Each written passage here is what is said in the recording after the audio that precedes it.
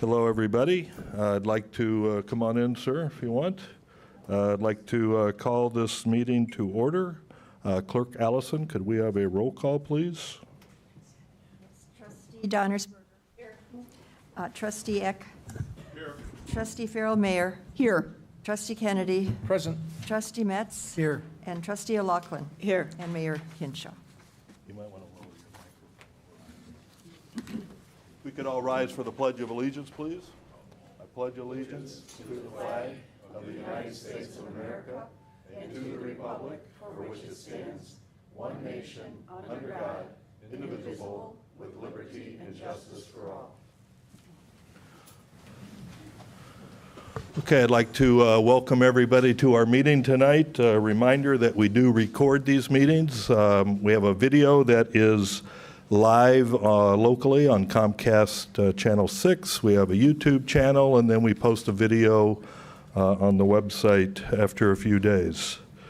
We have agendas and information over at the side table, also a sign-in sheet. The first item is the mayor's report. I'd like to first congratulate Amy as our new village president, and congratulate Danielle, Christina, and Jim as our new village trustees. We are starting the transition with a meeting tomorrow and with the soon-to-be new board members. The new board will be sworn in at the next meeting, which is in May. Wolf Road update. After the county hopefully approves the amendment to the intergovernmental agreement on the 27th of this month, the next step would be for the village board to approve the new Strand task order for the work required for the public involvement plan, or the PIP. Then after IDOT makes their approval of the PIP, the work on the Corridor Advisory Committee, or the CAC, can start to get more community input. Pedestrian Access Master Plan, there are three main areas in the village. Plainfield Road and Joliet Road are both county roads, and both are in a Phase 1 study. And Joliet Road is a state road, and we're waiting for approval to begin of a Phase 1 project that will include a sidewalk along Joliet Road, and the state budget has $4.3 million allocated to this project in Indian Head Park. 294 Tollway, there are 4 separate tollway projects in Indian Head Park, and work continues on all 4 of those projects. The approximate 180-foot gap in the noise abatement wall just south of Plainfield is needed for construction access and will be replaced in the fall. Acacia Drive, the work on the landscaping at the entrance islands and other remaining punch list items will be started soon to finish that project. And lastly, I'd like to have a big thank you to the outgoing volunteers, trustees, Rita, Chris, and Sean, Treasurer Maureen, and Clerk Sharon for all your efforts.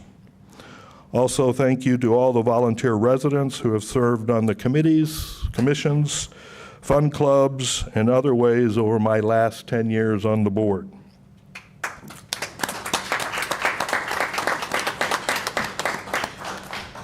We also have a fantastic staff of people who care about our residents and businesses and do a great job. Almost daily, we receive a compliment on things big and small that the staff does. Lastly, a huge thank you to John, who sadly has turned in his resignation effective June 23rd. John, you've made a huge impact in our community, and I wanted to thank you for your time and all your efforts. Thank you. And lastly, Indian Head Park is a wonderful village with residents who gladly volunteer to keep our village as one of the best communities in Illinois. Thank you all. Next item on the agenda are public comments. We ask that you limit them to 3 minutes, or is it 2 minutes? 3 minutes? 3 minutes. If you'd like to come to the podium, please. All right, we do have a second opportunity near the end of the meeting, but I don't see anybody raising their hand or come. Oh, Andy, you've got one submitted via email. You want me to read it? It doesn't look long. We have an email from Dale Holmquist. Can you please detail the current gaming ordinance? It was my understanding when gaming was first introduced in the village that there would be a maximum number of licenses granted, 5 to 6, she believes. The administrator stated that one license would need to drop out before a new business could be accepted. Has something changed? I believe that there are more than the original number per the ordinance that are now active. Please clarify this, and I will answer it briefly in that the village has a set number of gaming licenses, and if somebody gets out, like is on our agenda tonight, they give up that license, and then we can award it to the new owners. And if a business comes and wants to get gaming, the board would decide if we want to increase the license or not. Here you go, Andy. I'll give that back to you. Anybody else? One last opportunity. Okay, moving along to the consent agenda. Would somebody like to make a motion, please? I'll make a motion to approve this consent agenda as established. I'll second it. Thank you, Sean and Eileen. Any questions or comments? Trustee Metz, are you ready for a financial report? Sure. Financial report for the month ending March 2023. Cash on hand at the beginning of the month, or actually the end of February, was $2.9 million. Total for all warrants in March, $535,000. Total revenues, $877,000. And the ending bank balance, $3.234 million. Thank you, Chris. And going back to Dale's answer, here in the consent agenda, we have Willows Hills surrendering a liquor license and a gaming license. And then we have new business to award those again that the board will vote on. Any last opportunity, any questions or comments from the board? Don't see or hear of any. Roll call vote, please, Clerk Allison. Trustee Kennedy. Aye. Trustee Donnersberger. Aye. Trustee Eck. Aye. Trustee Farrell Mayor. Aye. Trustee Metz. Aye. And Trustee O'Loughlin. Aye. Thank you. All right, that has been approved. Thank you. Moving on to the next item. Somebody like to make a motion for the appointment of Richard Minshew to the Planning and Zoning Commission. I recommend, or I'll make a motion to approve the mayor's recommendation that Richard Minshew be appointed to the Planning and Zoning Commission for a term expiring April 13th, 2026. Is there a second? I'll second. Thank you, Sean and Rita. Andy, do you have any comments about this, or? Nope. This was part of the interviews process that the board had for an open position, I want to say 3 months ago, approximately. Any questions or comments? Question here. Yeah, what is the interview process, and how are the potential candidates identified and informed? Again, this was going back, I want to say 3 months when we had an opening. I announced it here at these meetings. I think we had it on our website. We collected applicants, and then when we get the applications turned in, we try to contact those people, set up interviews. The interview process is that Rita as liaison to planning and zoning, and Noreen as the planning and zoning chair, and John attend the interviews. And Andy, you may have been at those, is that right? Yes, Andy joined. And then we make a decision and move forward. And how many people were indicating an interest in planning and zoning? The last time we had 3, we were able to schedule 2, and we were not able to schedule, I believe his name is Anthony. Yeah, my understanding, he wasn't contacted this last time around. and that there was an issue in regards to being overlooked in that regard. And I would hope that in the future that we'd make every effort to be able to contact those people that are interested. It may not necessarily be at the initial time that is scheduled, because some people still work, and if the interviewing time is during working hours, that might be difficult for potential candidates to make themselves available. All right, thank you, Charlie. I believe you're aware that there was an election. There will be changes. I know I'm off. I know Rita's off, so the new board can do what they want. But I hear what you're saying. Any other? I would just say, in response to that, is that I received I was copied on several emails where offers were made to this gentleman to come in and interview. And so I know that there was efforts made for him to come in. I think we tried several dates. So just so the record's clear on that. Yeah. He was not ignored. If that could be shared, I'd be appreciative of that, and that'll perhaps offset some other information that I have on that, Rita. I think all the interviews were in the evening, what we tried to do. I don't think we've done an interview during the day for any position in my term as mayor, at least for volunteers, maybe for staff. Yeah.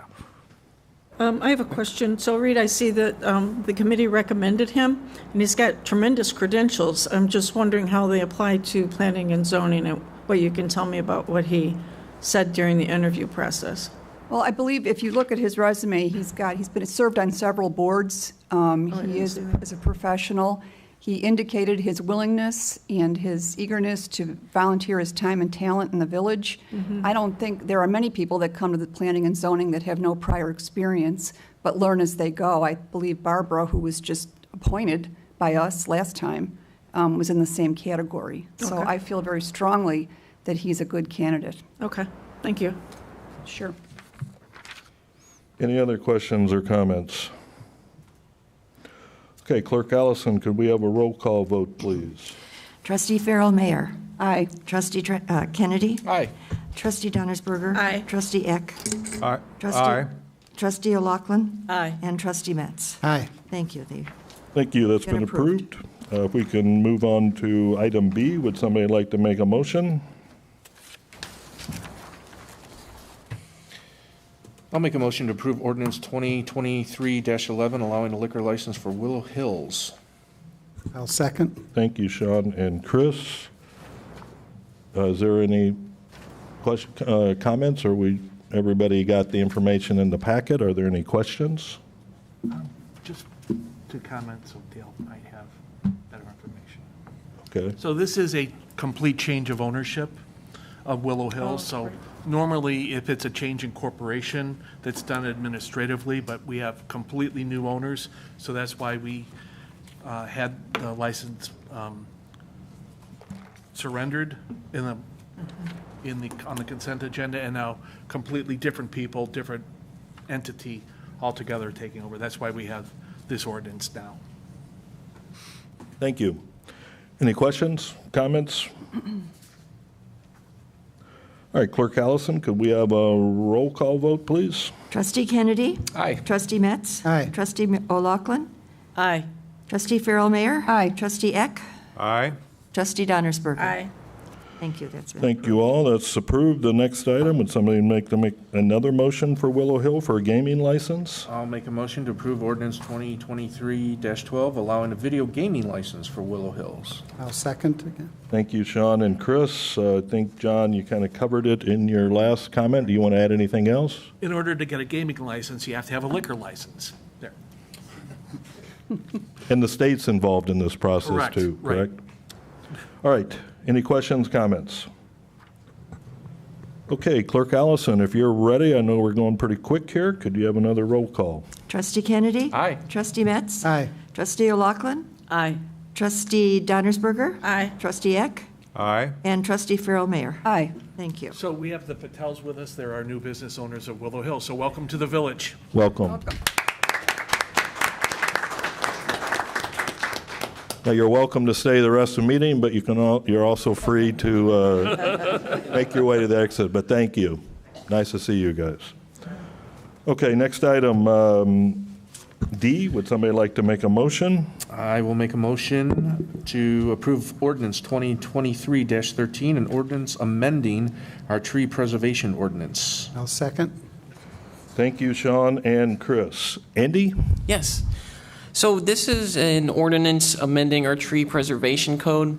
The background on this is that in this current fiscal year, we've applied for a grant with, it's managed through the Morton Arboretum. And it was a grant for tree planting. And so the total, our total tree planting project was $15,000, which is not a lot of money in the big picture, but as far as our tree program goes, it was essentially double of what we've done in the last 10 years for any year. And so we were very fortunate to be able to do that. We were able to plant 35 trees this year. Usually it's about half of that. And one of the requirements in order to get reimbursed through the Arboretum was to update our tree preservation code to be up to date with the best practices of in forestry and those standards today. So you have before you an ordinance that's updating that tree preservation section. It's mostly just verbiage changes. It's the inclusion of definitions that they wanted in there, as well as expanding upon language that's currently in there, and also clarifying and explicitly stating things such as the village's authority to manage trees on its own public property. Those things are implied in the current code, but they want them explicitly stated. And I think it makes sense to have it explicitly stated just to make it clear. And so staff is recommending approval of this ordinance. Thank you, Andy. And I want to thank Don, who is here, and also Thomas Brannon, who's not here, but his father is. I would say we have stepped up our tree game in the village. I think part of that is the Tree and Landscape Committee, and thank you to all the volunteers and Sean for your leadership on that. Any questions or comments about the ordinance for tree preservation? Couple questions. I'm making a motion to table this item to May 11th, since we are having another meeting on April 24th, which will have no impact as far as passing this at the May 11th, because Pat, our attorney, is going to add additional language to the ordinance. I'll second that. Any questions or comments about the motion to table? Would this have any effect on the eligibility for the grant if we delay As this? long as we have until June. June is the reimbursement due date. So June 1st or June 30th? it's not that, it's in the middle of June. All right, because if it was approved, say, at the June meeting, which I don't know offhand, but say it's the 12th, roughly. Yeah, I can get an exact date for it, but June, our deadline is to have everything ready June 1 in case we forget something, because we have to turn in receipts, all these kinds of things. So Right. the staff deadline is June 1, so that's what's Okay, in our mind. that makes sense, Yeah. because we don't want to go to the last minute. No, and that's why we moved up the meeting to April 24th, so that way we could pass it in May 11th. Andy, can you clarify when we decided to add that meeting was previous to the email that you sent out today? And I'm paraphrasing, and Pat, please correct me if I'm wrong, that the language that Brenda might have been looking for was already in the current ordinance. It's not in this change, which if that's the case, then we ultimately might not have to have that second meeting to discuss further. So I think that's the language that's proposed in the grant draft ordinance, which was the red line that's in the packet, contains language that's broader than is in the village code. I think it's, as Andy stated, I think it's part and parcel of the authority that the village already has to manage its own property. Right. However, Trustee O'Loughlin asked me to try to craft some language to make sure that there was no larger scale projects that would go forward in terms of clearing or cutting down trees without the village board either approving it or receiving notice of that. So that's the language that I was asked to come up with. And that can be done in our ordinance, and it doesn't necessarily have to be in this update that Morton Arboretum is looking. That's something else we can check with Morton, and do we have to necessarily mirror what their template is, or can we sort of slice and dice it so that there's a comfort level with the entire board as to what those changes are to the ordinance? Okay. I'll just share with the board, my only concern is that we are really up against a deadline here, and I would hate to miss something to get grants going forward from Morton Arboretum. But if we have a meeting on the 24th, I'm- we can pass it on May 11th. As I shared yesterday at our meeting, that is true, but things can happen, and I would hate to see us miss this. My point is if the language that you're looking for can be done in the ordinance outside of this, I think it would behoove us to pass this and add that language to the ordinance later on and not have to have a conflict possibly with the date. I think that would satisfy everybody's needs. You still get what you're looking for, and we don't have to worry about possibly missing something. Don't we update the language in the ordinance with the language that Morton Arboretum is requesting? Doesn't it go mirror to mirror? That's for you, Pat. Well, I think that's what you're asking, is to modify that language, right? So. Pat, so I understand, in today's operation, we have that ability now to go on to right-of-way, village property to make changes, projects, whatever. Is that correct? Absolutely. And it has to be done under the guidance of a certified arborist. Right. Which we have on staff. Right, and there's other self-regulating things like budget and, those sorts of things. Projects approval and stuff like that. Right. I have a question for Trustee O'Loughlin. Brenda, do you think something is going to happen if we don't pass this ordinance? I mean, if we pass it the way it is tonight? Well, I feel that we have the time to have Pat draft something, because it doesn't need to be in until June to the Morton Arboretum. And that, but what I'm trying to do is just to protect the community as far as the ambiance. And that's why I'm asking for additional information. Are you anticipating somebody's going to? One never knows. What are you going to put more into the ordinance next month? I'm not sure I'm following why it's important to table this. I'm asking Pat to draft some language to put into the ordinance, to add to the ordinance, yes. Additional language. That will protect what we have and give us control over it? Is that what you're saying? To protect what we have and not all of a sudden, I'm just using an example, I'm just going to use Wolf Road. Yeah. A lot of people have the buckthorn sitting there, and then all of a sudden, it's on the right-of-way, and they just take it away with no plan. So that's what I'm trying to do. Correct me if I'm wrong, but we don't have any right-of-way on Wolf Road, right? That's county? Right. That's a county road, correct? So Yeah, but like on Okay, so- Keokuk, there's a lot of there's buckthorn. Keokuk on The village has Furnace never, Road. wait, excuse me, the village has never cut that down. We talked about it several years ago, and we decided that it wouldn't be in the best interest of the residents. Well, there is some that has been cut And down we- on the south side, and there's nothing been planted there since they cut it down. Yeah, But I believe that was MWRD who cut that down, and they will have that right, and we're not trying to regulate MWRD by any of this. right. So and I don't think know we can. why we need to rush it through. If Brenda has questions and apprehensions, I think we have time to take a look at those. Andy, maybe you can go get the definitive deadline for us while we're sitting here. But it sounds like we have at least 3 or 4 weeks after our next meeting. Well, to one submit- issue is if the Tree and Landscape Committee comes up with revised language, right? I think that's what the goal is. Then that has to go to the Arboretum. And then what if they don't agree and then they need to come back? So we're getting up to that June 1st deadline potentially very quick. And if the board is going to approve it in May, traditionally the May meeting is a very light meeting, but I know that can change.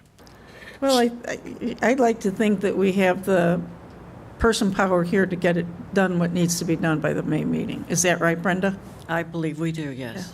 the language that they're asking for, Pat, if I was following, is no different than the language we already have, essentially. Well, it's different. When it comes to this the particular- phraseology is different, certainly, but I don't think the authority is changed. So again, I have no issue with coming up with different language and making changes. I don't understand why we can't do it outside of this ordinance to pass, to make sure that we don't miss a deadline potentially and still get your language in Well, the ordinance. I'm confused as far as why you want to push something through so quickly. and Because not we wait have until a we deadline that When's the Morton deadline, Arboretum. Sean? that- When's the deadline? We're looking at June, sometime in June. So if it's not done in this meeting, it has to be done in next meeting would be my idea. And to Tom's point, there's still an opportunity, we can get it done, but I don't understand why we are taking a chance on missing potential grants. This is not just for this year, this is from my understanding, Andy, I think your words, and I don't want to misquote you, but this could be for a long period of time for not getting anything from Morton Arboretum. Well, yeah, my expectation is that if we were to not fulfill the requirements, we want to get reimbursed this year, and I don't see why they would want to do business with us in the future. Right. So, again, if it's a situation that has never come up from the village standpoint, again, the county may have done something, MWRD may have done something. If the village itself hasn't done this, I don't understand why we're tabling this specific issue when we can still do that verbiage that you want in the next month or two to get in the ordinance to protect residents as you're looking for. I'm all for that. I think that it would behoove us to move forward on this to make sure that we don't miss anything and then add the verbiage at a later date. That's where I Can stand. I ask, what was the committee, did the committee have a recommendation on this? Or was there a vote done at the committee level on this? There was not a vote done. We decided that before Pat's input that we got today, that we were going to have the next meeting in a couple of weeks to get his input to try to get something done for May. Yes. I'm still worried about that. I think that the timing is a little Well, close. I guess my question is, what if the committee still can't agree upon it at their 24th meeting? That's a possibility as well. Then that could jeopardize Yeah, the but ordinance. I mean, there's no guarantee that the committee's going to agree on this language, because we don't even know what it is yet. But we didn't even vote. We didn't even vote on this yesterday, Rita. Okay. All right, so I believe what we're talking about is Section 38-60, Preservation of Public Trees in the Urban Forest Authority, and it's item E. E, right? And I'm going to read briefly, because it's only a couple sentences. The Public Works Department and/or their designees shall have the full authority to plant, prune, maintain, and remove trees and woody plants growing in or upon all municipal streets, right-of-way, and other public property. No person shall hinder, prevent, delay, or interfere with the Public Works Department and their agents while engaging in carrying out the execution of enforcement of this ordinance. And again, I think that's what we've been doing and we have the right to do. And how do you want that changed, Brenda? I would like to have some language in there in regards to protecting the community if there's going to be any large, Pat and I, we were talking a little bit before the meeting, and we have to figure out, is it bigger than a bread box? What is the amount of landscaping that they want to remove? I'm not talking about dead trees, something that's fallen over there. I'm just talking about in general. But when you say they, you mean Public Works? Correct. All right, Public Works reports to the village administrator and the board approves projects. Have we had any instance where Public Works staff has gone crazy and removed plantings? Yes, I can vividly recall on the frontage road that this was before our term, before we started, that the Public Works took down all the brush along the frontage road, yes. All right, so that was 10 years ago, It still happened. right? Okay. Okay, that's one. Well, the Public Works, I think you're right, they get direction from the village manager, Right, who gets his direction from the board. right. So, I mean, Pat, can you give us an idea? Does this need to be strengthened somehow in order to get to where Brenda wants to go? Well, I think it would need to be limited to get to where Brenda wants to go. I think I think it's a statement of the existing authority that the village and the Village Public Works Department already has, as you rightly indicate, as directed then by the village administrator by virtue of the direction given by the village board. But if there is a desire of the board to limit that authority, then I can try to come up with some language. But that, again, it's not broadening it, it would be limiting. So you'd come up with language to limit the authority of who? Public Works, the village administrator? To do what I've been asked to do is to limit that authority to do work that hasn't been authorized by the village board. So basically, and I'm not an attorney, you'd get language in there saying that under the direction of the Public Works would, something like that? Generally, right. Well, but Pat, in an emergency situation, I know we had a tree fall a month ago, and Public Works went out on the weekend and cleared that tree. So if we're going to need board approval. I don't think we're, again, this isn't my, Yeah. this is not my proposal, but Right. what I was asked to do did not involve one tree. But Yeah. I get what you're saying, yeah, an emergency situation, but yeah, this is. And I know we could carve out emergency situations. Well, no, and- I think it's broader than that. I think it's implicit in the language that's in here, Brenda, that Public Works works for us, right? Works for the village manager, works for us. It's not like Public Works is making the decision. But we all know that there's no feasible way that when Public Works is doing something, they're going to the village administrator to get permission to go out there and cut whatever they need to cut down. Then they get fired.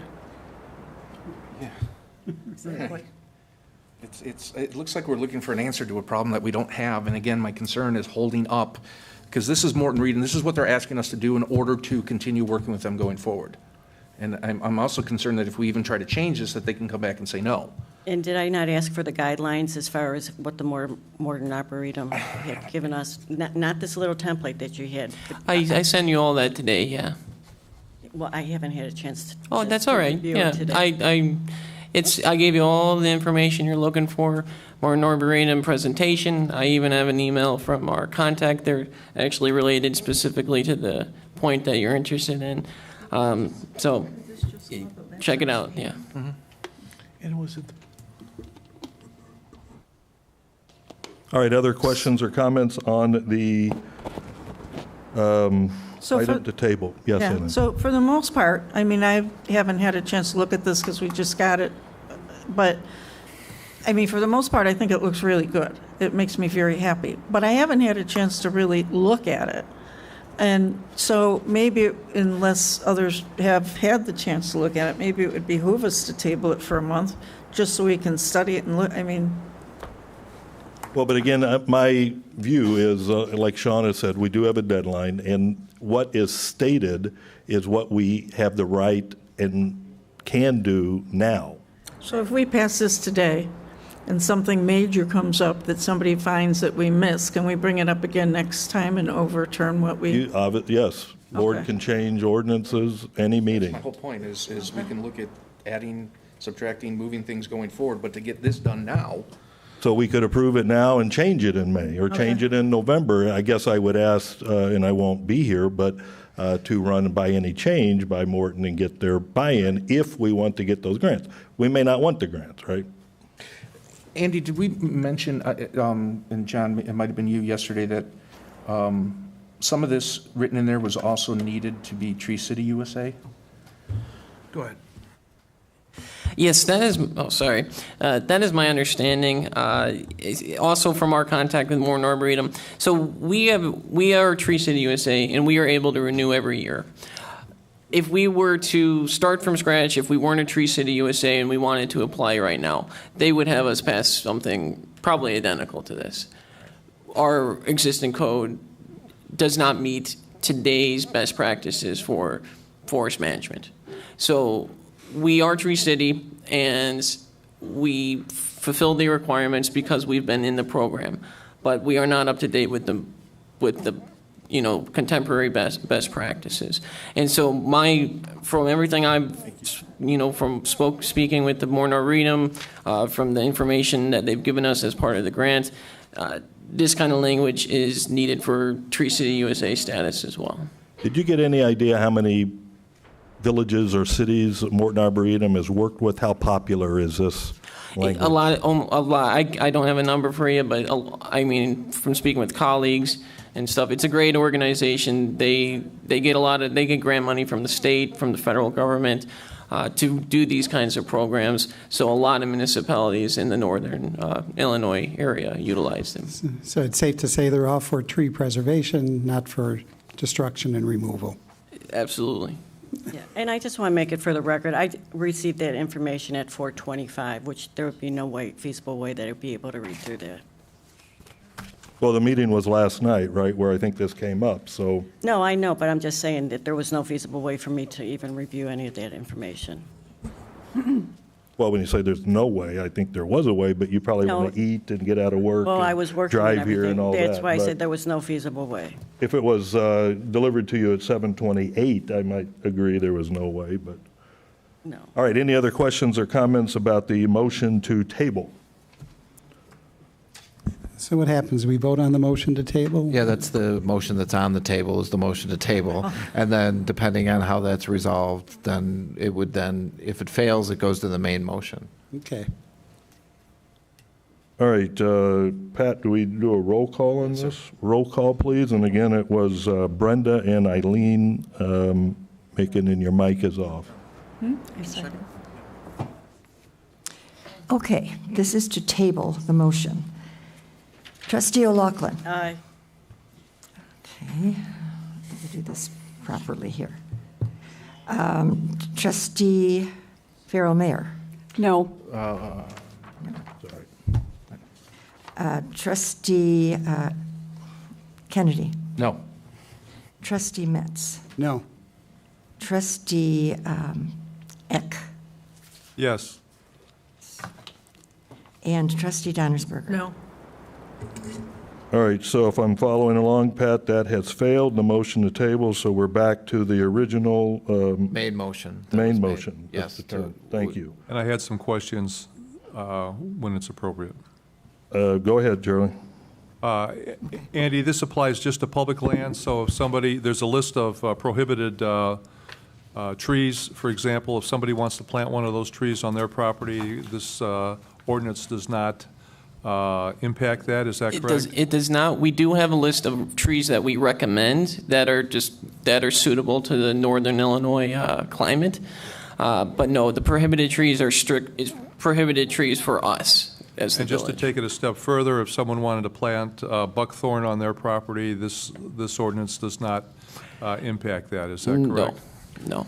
If you don't mind, Charlie, so at one point, I think we had buckthorn in as a weed in one of our ordinances. Have we changed I think, that? yes, that is true. I believe Considered to be a tree. we have other ordinances related to buckthorn, and that may limit, I don't know off the top of my head, that may limit if you wanted to plant buckthorn in your property, But- but it's not in this ordinance. So I think it's there, but I'm not a guru on ordinance. And I think, Charlie, the answer to your question is we haven't enforced that.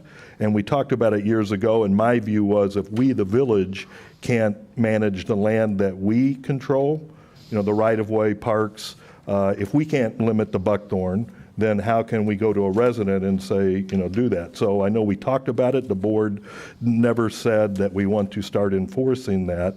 I know Public Works has a few areas where they're experimenting or trying to limit it. I think I've made this announcement at the meeting. One, I believe, is on Cochise, and I'm looking at Public Works, and I think one is down by the Public Works building. So I think we've got two areas that are kind of trials, because one thing, you can cut it down and it goes away, but next year it comes back. So what do you do? What's the proper way to do that? So to my knowledge, But that's village-owned land, though, right? correct. Yeah, I'm just talking about if someone wants to put that on their own personal property. Well, again, I think- And on page one of the ordinance, the second item listed is buckthorn, so that's why I brought it up. Yeah. No, again, I don't think we're enforcing getting rid of buckthorn anywhere in the village. Okay. Another related question, Andy, we had, on the north side of Ashbrook, we had a tree fall over some wires, and ComEd came in and cut the tree, and I don't know if they got a permit to do that. Can you comment as to working with ComEd in Yeah. regards to this ordinance? Yeah, so we can't regulate them on this, but they've always, whenever they do work like that, they let us know, so we're aware of it. It's never been an issue. And I don't know if Justin and Don, because they're the ones that they primarily will contact on this kind of thing, but it's never been an issue with you guys, you'd say, right? With ComEd communication on getting rid of... Hang on, get to the microphone, please. Thank you, sir. Okay. No, it's never been an issue. Like, for instance, the Wolf Road that they just went through the last couple of weeks, that their letter was sent to the village, and we outlined a map as to where they're going to be working over the next few weeks, few months throughout the village. So There were some interior streets, too, yes, right? yes, for sure. It's pretty standard. Yeah. And Andy, if I could, back to Charlie's first question. If I, as a resident, have a healthy tree that I'm going to take down, I have to come to the village to get a permit. Yes, you do. And then I have to replace that tree. You do. Would we enforce at that time the trees that are not on the list?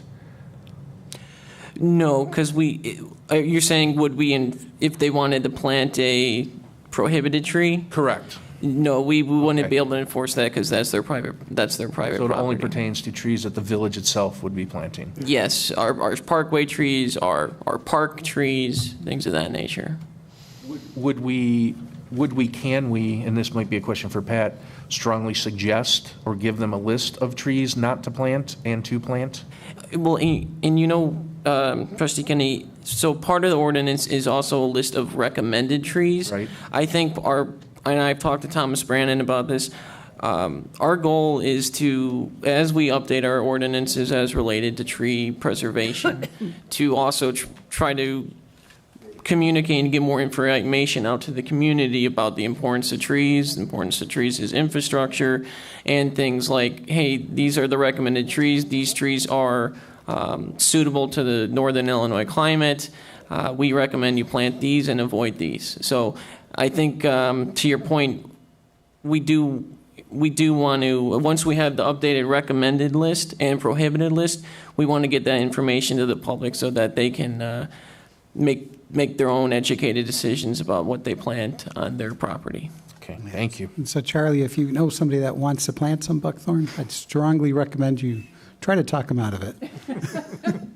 Although it's legal. Thank you, Chris. Sure, anytime. All right, any other questions or comments? Yeah, just one thing to add, Tom, based on your buckthorn. Where we're at right now is one of the committee members, Frank Sabalas, who hopefully everybody knows, but people should, has been working with Morton Arboretum and doing research. Apparently, there's a number of ways to eradicate buckthorn. Some are environmentally safe, some are not. There's also certain times of year that it's better to do it. And then another step that he's investigating and finding out is there's better species to plant over where the buckthorn came out than others to keep it from coming back. So the plan, as far as the village and the buckthorn, is to have a detailed laid out roadmap of how to get rid of it, when to get rid of it, what to place on top of it to keep it from coming back. Okay, anything else? Last thing I'll add on the buckthorn front, if anybody is interested in more data at I think it's the Sunset Forest Preserve on LaGrange Road over by the Toyota dealership. Every Tuesday, there's a group, and they take volunteers that work on the buckthorn in that park. So you can go and volunteer, or you can go and talk to them, and they're trying to not eradicate it, but they're trying to manage that forest preserve section. Okay, I think that's it. Anybody else? All right, roll call vote, please, on the original motion by Sean and Chris. Clerk Allison. Mm-hmm. All right, this is the motion to approve the ordinance amending our tree preservation ordinance. Okay. Trustee Kennedy. Aye. Trustee Metz. Aye. Trustee O'Loughlin. No. Okay. Trustee Farrell Mayer. Aye. Trustee Eck. No. Trustee Donnersberger. Aye. Okay. All right, that's been approved. Thank you. Moving along to the next item. about special use billboard. Would somebody like to make a motion? I make a motion to approve ordinance number 2023-14, an ordinance granting a special use allowing for a billboard at 7045 Joliet Road. I'll second that. Thank you, Rita and Charlie. Andy? Yes, thank you, Mayor. So we have with us today Jim Rieger, who is with Fox Point Media Company. Fox Point Media Company is a billboard company that is trying to lease with the Chicago Roofers Union on Roofers Road, or also 7045 Joliet Road. It connects there as well. And they were looking to put up a billboard that would be positioned towards I-294, both south and northbound traffic.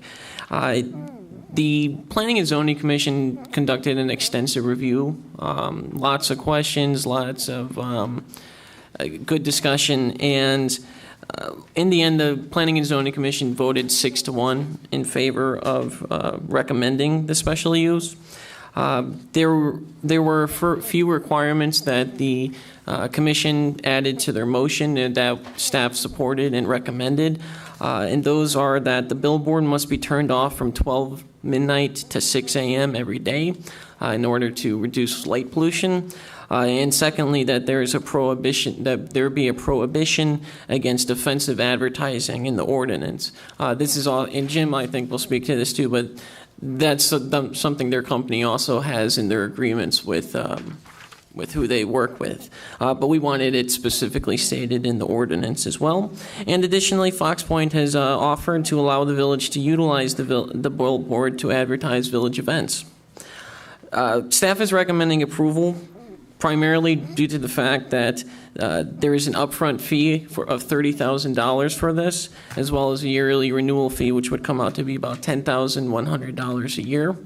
And so we recommend approval. And I think I'll hand it over to Jim, and Jim's got a presentation for the board, and he can take any questions that the board might have. Okay. Jim, can I ask before you start how many times you've been to the village meetings? This is about 8 or 6? Rounded off, this is the 6th one. Thank you. And I actually know my way now, can park the car all by myself. Yeah, no, it's pretty good. Thank you. Thank you. Yeah. If we could, yes. Our presentation, and I will go as fast or as slow as anybody would like me to. I would say go fast, and if the board has questions, we may go back. I'll do it. I'll do it. We are a boutique, what we like to call ourselves a boutique billboard company. We basically, while we'll have things in Times Square, and we'll do things in some of the lake areas of Missouri, which, by the way, is getting to be very pretty. And so we were down there last week. Palm Springs, California is changing, and in many ways, we're all over. We're more and more all over. The map changed already, but we're more and more in the concentrated population areas, if you will. In the advertising business, eyeballs is everything. And so what we do is the reason we pick 294 is because it's approximately 130,000 on an average in a daily basis, believe it or not, that go back and forth. And so advertisers will pay X amount of dollars to have ads, and it would be of the general type. It would not be to the point before where there is no questionable applications for any kind of advertising. We're never going to do what we call men's clubs, and we're not going to do nudity, and we stay away from political, we stay away from religious. We basically get about as involved as the Ford F-150 and how much cheese is on the quarter pounder. And so, and there's enough going on there. Now, if in fact the city or really anybody has a problem with questionable things that may come up, for instance, if liquor is an issue, we would discuss that with Andy and see if there was a problem. The people that we're leasing property from, they don't have a problem. Cannabis might be an interesting discussion. If in fact it is in fact questionable, we would back away from it. But we would come to you. So as these things kind of change, you know, with what's going on, we don't do any kind of questionable, and we never have. there's enough people that are out there. We are suggesting and we are hoping that we can we actually have, okay, there you go, okay. We use an LED. Watchfire is actually an Illinois company. And so we use their signs. They're American-made. Certainly, there's some imported parts. That's hard to get away from in today's technology. The sign would be 60 foot in height from it's a 20 by 60 that we're recommending because of the area and the car count. There would be approximately 16 ads that change every 8 seconds. No flashing, no moving script. It basically is, here's this, here's that, here's this, okay? When it comes to turning off, as Andy said, we've agreed to turn it off every evening at midnight all the way to 6 a.m. We go to the next one. This becomes certainly more and more necessary community messaging.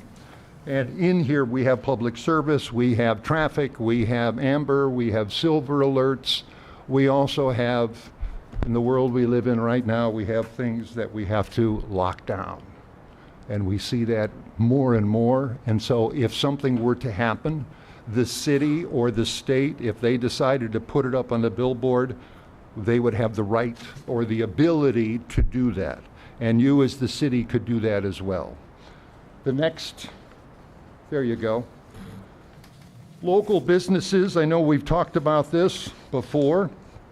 Interestingly, nationwide, the number is 6.7 out of 10 are local businesses that advertise on the billboard.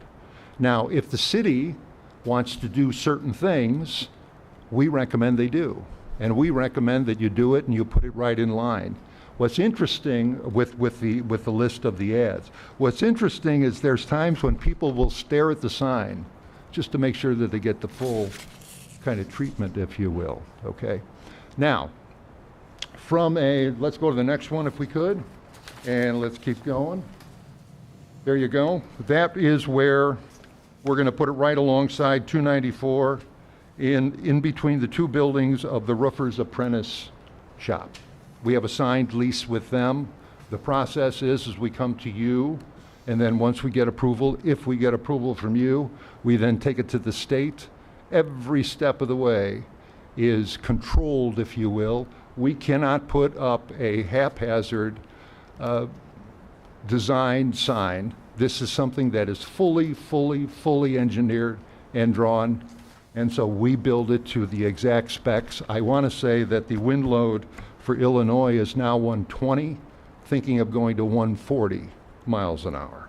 So all of that has to, the design certainly has to comply, and we build those all the time. Next one, if we could. This basically gives, there were some questions about, will the light be too much?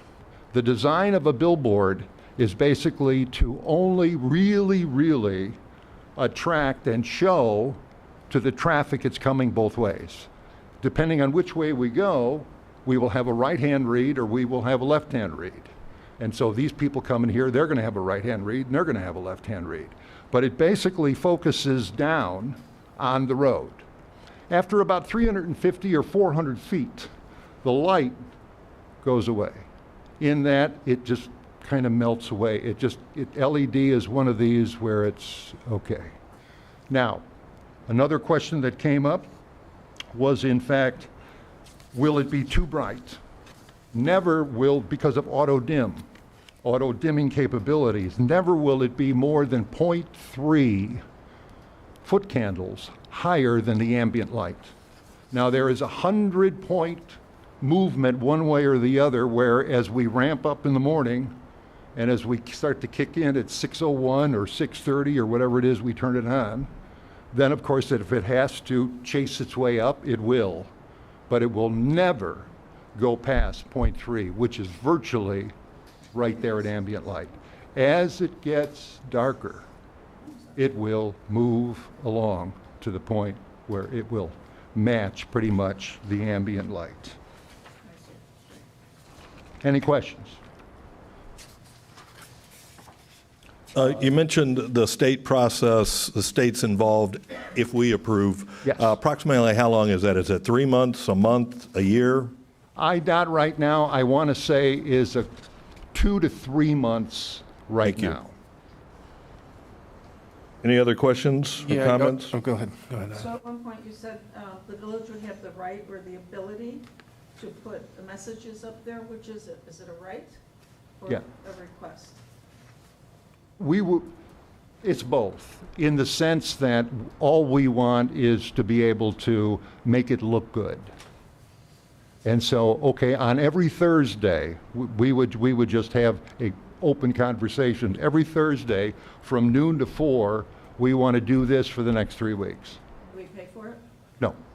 And do we need to design it? If We could help you design it, but Did we pay for that? depending on how fancy you want to get, yeah, you may pay for some things. But we can certainly help you and get it good looking. And I'm still confused a little bit. Can you see it going north or south or both ways? It's Double-sided? It's double-sided. It's double-sided. And so as we come along, here is the right-hand read here, as you're going into it on this particular, okay? And then if you're coming the other way, it's left-hand, or it'll be, the other way you'd have it, each side has its right-hand and left-hand read. Okay. And my next question is for Andy. I appreciate the 30,000 we're getting up front. What's the 10,000 based on? And can we get more? Yeah, so the 10,000 is the village's sign We're code. making a lot of money off of this, so. Yeah, the 10,000 is based off of how we bill our other billboards in town. It's a sign code fee, which we're actually going to be talking about later, how we're removing that for small businesses. Billboards are not part of that. And so it's a calculation of $5 per square foot, and that's how, we have 2 other existing billboards in town, and that's how the fee schedules dictates. So all those villages on the way to the airport that have these signs, I'm assuming most of them are your signs? You know, all those ones about balding and all that on the way over here? We have a few, but the big boys are the Lamars and the Clear Channels, and now Mr. Buffett has Link, so that you'll see those more and more. I'm just wondering if they use the same fee structure, because this is different than most of the billboards we have, right? Yes, this is an LED billboard, whereas the others are not. And you know, I as part of this process, I looked into what do other municipalities charge, and the amazing thing that I found was that a lot of municipalities don't charge at all. And so we do, obviously, and we always have. So, and this the 10,100 a year, that would put it in the top 10 business licenses for the village.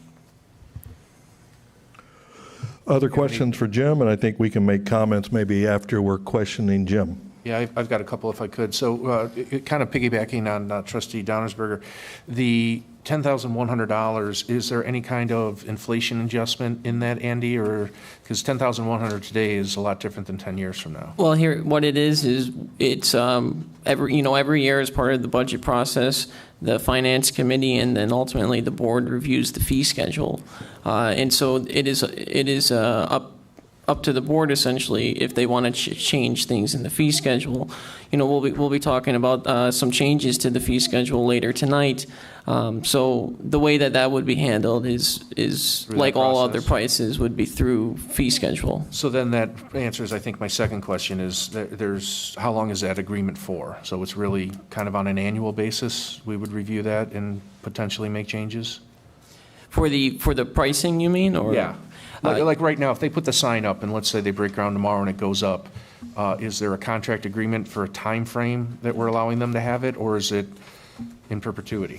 It's this. So the special use is granted for as long as they meet the requirements. Okay. Last question, Jim, and I don't know if you have this ironed out. So based on our use of advertising, if you're off at 12 and on at 6, that's 16 hours during the day that you would have. Are we 5 minutes a day, 20 minutes a day, an hour a day? What's kind of the room that we have in there to advertise if we choose to? We could go, again, it's not a fixed number. What we have done with other cities is we have given them 40 hours a month Okay.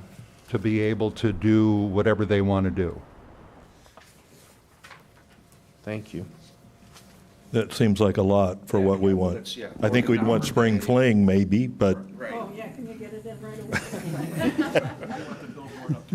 all right, other questions for Jim? Realistically, will Indian Head Park residents even be able to even be seeing it?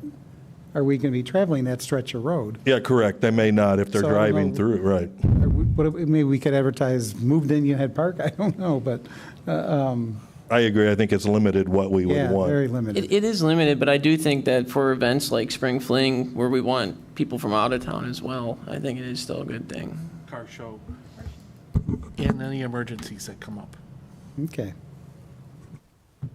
But we could say how beautiful Indian Head Park is. Brenda? I'm just curious, what does it cost to advertise on one of those signs? I'm on the real estate side. Generally, each ad is how they buy, how the folks buy. Let's take a craft or whoever. They want exposure on 50 signs in the Midwest for 3 months. And so basically they're going to pay $350, $400, $450 an ad, if you will. And then if it increases, it will go down. If they pull back, it could go up. But in many cases, we don't advertise the sign per se. It becomes part of the network. It's almost like television in the sense that we have your show, and now we're going to put it in all different places. So it could be that we're going to do a whole bunch of work, for instance, with a Budweiser. But the Budweiser ad may not make it to your sign. It doesn't mean that we don't want it to. It means that there's other places. Many times they'll pick and choose where they want. But it's not necessarily, okay, it's 400 or it's 600. The deals are all over the place. And interestingly, when COVID really took and shook us, if you will, for a while, revenue on billboards, for all the money that folks like us make, revenue on billboards was down 70%. Now, in some ways, businesses, boy, that's pretty rough stuff to be able to, if you will. Now, has it come back? Not fully. And it's interesting that some companies have decided that they're going to advertise on billboards where they never did before. We are now beating television because people are out and about now. Before they were in their living room, now they're out of their living room. And so it's a change. But what happens in our world this March and last March, sometimes you can't even compare because it's so different, because of conditions and what goes on. I hope I answered your question. Oh, you did. Thank you. Other questions for Jim? Yeah, I've got a question. Maybe it's for you, Jim, and maybe it's for our attorney. Usually saying here, line of sight study demonstrates there will be no light trespass into neighboring residential properties. What if the billboard goes up, gets approved, goes up, and we find out that's not true? Well, we take the line of sight from the manufacturer of the sign. We have dozens and dozens of these, if you will, all over. We did part of this study, if you will, and in many cases, in all cases with Indian Head Park, not only was it light, but it was habitat and elevation and a few other things. It would not be a concern. Now, that doesn't mean that if somebody is sensitive and we need to ratchet down a little bit of the brightness come from 6 p.m. till midnight, we could do that. And we could do that remotely. Actually, you could do that. The city could do that because it's all IP address. Thank you. I'd like to ask Pat if you could ask a question, please, for me? Sure, I think you alluded to it. I just wanted to make sure for the record, there are several conditions, A through I, that are set forth in the ordinance that's before the board this evening, and I just wanted to make sure you're in agreement with all those conditions. Sure. Thank you. Other questions for Jim? All right, any comments? Maybe, Jim, I think you may be able to sit down, but if you want to hang out, any other just general comments for the board? Okay, thank you very much, Jim. Can we have a roll call vote, please? Clerk Allison? Yes. Trustee Farrell Mayer. Aye. Trustee Eck. Aye. Trustee Donnersberger. Aye. Trustee Kennedy. Aye. Trustee Metz. Aye. And Trustee O'Loughlin. Aye. Thank you. That's All right, approved. thank you. That has approved. Next item, would somebody like to make a motion? I make a motion to purchase 5 license plate reading cameras plus 2 intersection cameras for a first-year cost of $24,800. I'll second. Thank you, Brenda and Rita. Chief Kernick?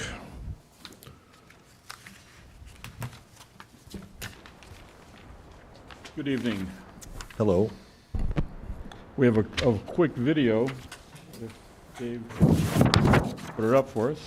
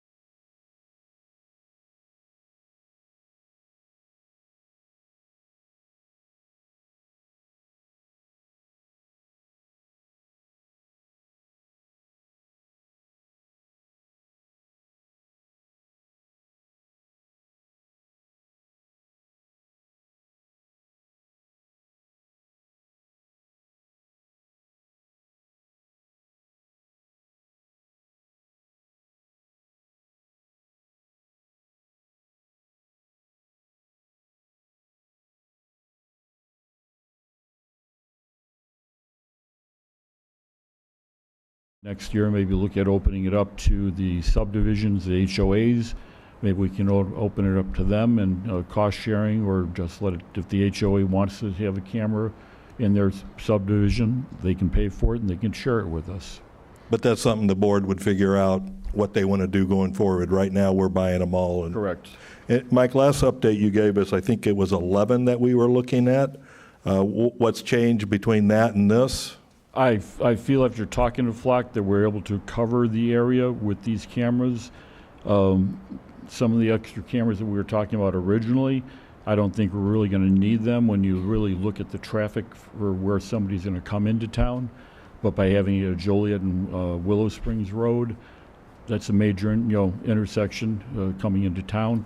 On the west side of town, Burr Ridge is putting up several cameras also that would help us out down on 79th Street and Willow Springs Road, and also on 70th. When you're going into Burr Ridge into the shopping center, they're going to put up a camera there also, so that would also help us out. Because you can share visibility into different municipalities. But you're also looking at a grant for next year, right? That was part of the reason by scaling the number back, correct? Correct. So if we bought them now, then we wouldn't be able to submit for the grant. And also in line with that, I found out about another grant through the Attorney General's office in Illinois, where the grant had already closed. I used my charm and finagled my way to get an application. They okayed submitting an application for the grant, and that would also cover cameras possibly. Andy, take note of that. The chief has charm for grants. On the maps that we're looking at, we see red arrows and yellow arrows. Is there a difference on those? The yellow arrows are indicating where the additional 5 cameras would be placed. The red arrows are the current locations where the cameras are going to go, with the exception of Joliet Road, where we're waiting for the state for permitting.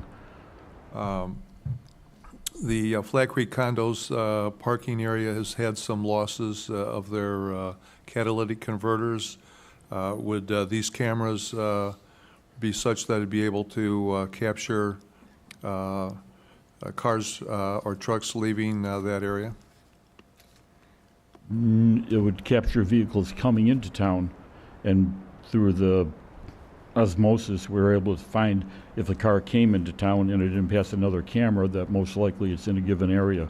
That's where having the cameras in a subdivision or an HOA or the apartment complexes would come in handy, and that's a good selling point to the HOAs and the apartment complexes. Have we had any other areas where catalytic converters have been taken? No, that's been the prime location, Flag Creek. So I have a question about that, because what these cameras do is they read the license plates, right? Yes, ma'am. And so unless you knew when the thefts were occurring, you wouldn't know which plates to look at.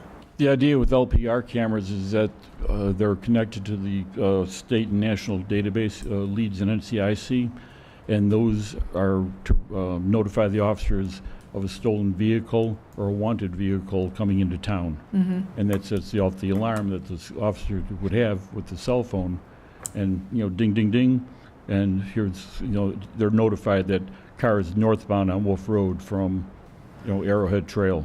Well, I guess my question is, if my catalytic converter was in that parking lot and was stolen, and I knew I parked the car at midnight and I got out in the morning at 6 a.m., could you look at all the plates that were going in and out of there during those times and then eliminate some and perhaps wonder about the others? Yes, if the association or the apartment complex had their own cameras up specifically to cover their entrances and exits, yes. But with our existing camera, say on Wolf Road, you could look, but it would be a pretty big list, is that right? Yes. And then, Eileen, to your point, maybe they came into town at 11 and had a drink and then went, so I think you'd have to look before and after probably, right? Which is live video. Chief, that will if I live could, right is alongside the Pentagon, where it says live stream. That's the first time I've seen live stream. Those are the 2 additional cameras. Flock just came out with that product. This being the second one up here? Ideal, well, I just had to put, I'm asking for 2, so I had to give you some idea. But like I said, definitely Joliet and Wolf Road being our major intersection. Joliet and Willow Springs Road is another viable candidate because of, the sheer volume of traffic through that intersection. Wolf Road and Plainfield Road, there's a lot less traffic. So would that cover more of like the entire intersection? So if there's an accident there, somebody could get the footage and clearly show somebody went through a red light or Correct. whatever the situation is? Us okay. Thank you. Accident. Chief, correct me if I'm wrong, in this time that you've been studying license plate readers and cameras in general, you've looked at live motion cameras before. We've talked about it.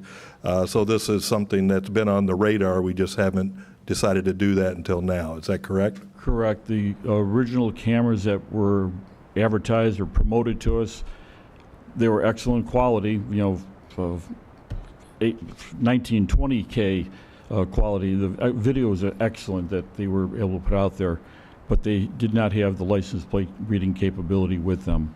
Yeah, the advantage, as I remember it, is that, Sean, to your point, you can see a white sedan go through the intersection, and you can see 4 people in, or 2 people in the front, maybe, right? So you get a little more than just a license plate.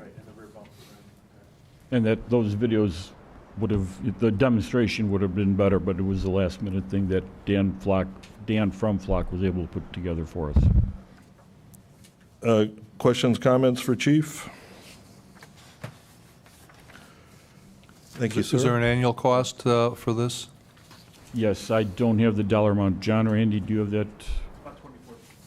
It's about $24,000 for the cameras that we're looking at right now. No, the annual cost. Yeah, it's an ongoing cost, so second-year cost will be about $24,000 total per camera. Andy? Yeah, so I'm sorry to interrupt you, John. That's the total cost for all of the cameras. For the, I believe it's for the LPRs, Mike, it's $3,000 a year, and the video streaming cameras, I think it was $3,250. Yes. And that's maintenance, something, battery dies or whatever. Yes. Along with those lines, the damage of it's knocked down by a vehicle from a car accident, well, it's not on us, but Flock would go after the people that, you know, caused the damage to the pole and the camera, and they would replace it. If a camera was damaged for whatever reason, if a camera failed, they would replace the camera, not on our dime. Unless they came at it from the rear and they didn't see who it was. Just there kidding. You go. All right. Any other questions or comments for this request? Thank you, Chief. Clerk Allison, can we have a roll call vote, please? Yes. Trustee O'Loughlin? Aye. Trustee Farrell-Mayer? Aye. Trustee Kennedy? Aye. Trustee Metz? Aye. Trustee Eck? Aye. And Trustee Donnersberger? Aye. Thank you. Thank you. That's been approved. Moving on to the next item, the pump station. Make a motion to approve. Sorry, I make a motion to approve ordinance 2023-18, an ordinance allowing for a change order for the village's pump station rehabilitation project. The change order being in the best interest of the village to accept. I'll second. Thank you, Sean and Chris.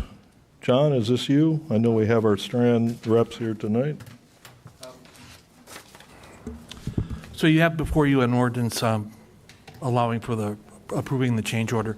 We do have representatives from Strand, our village engineer and pump house team to talk about the change order, what happened, why it's needed. You also have a memo from me in the board packet pretty much outlining the same thing.